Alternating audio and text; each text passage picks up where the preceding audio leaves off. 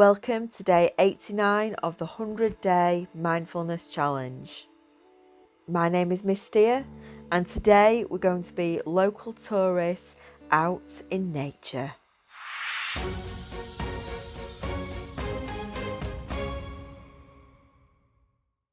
All week this week we've been using our beginner's mind and acting like a local tourist.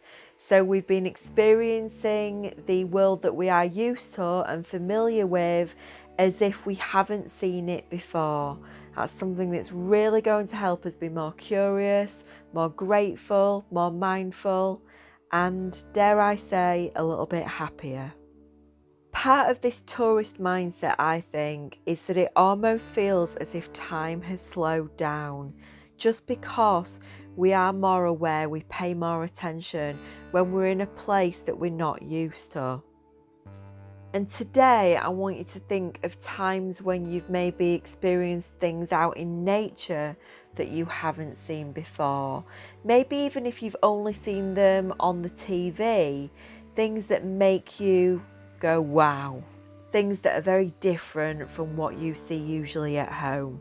Put yourself in that mindset as if you've gone away somewhere and you are out in nature, and think about the way that you see, hear, touch, taste and smell. Consider the way that you might think or feel when you are out in nature and it's the kind of nature that you haven't seen before. And as we've been doing all week, I'd like you to pour out what you know, and I would like you to explore some nature nearby. So this might be a local park, maybe somewhere where you've played games before. It might be somewhere nearby where you go walking. It might be nature that you pass by when you're in the car, something by the side of the road. It might be your back garden or someone else's back garden that you've seen many times before.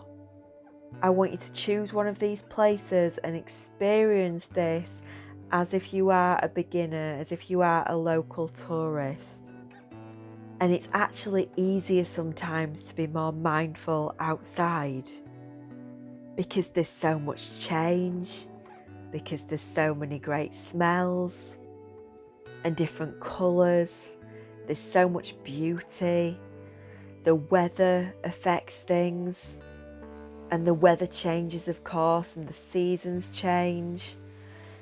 So it's easier to be curious. It's easier to use that tourist mindset and really explore nature with your senses. Notice the leaves on trees and the details on the leaves.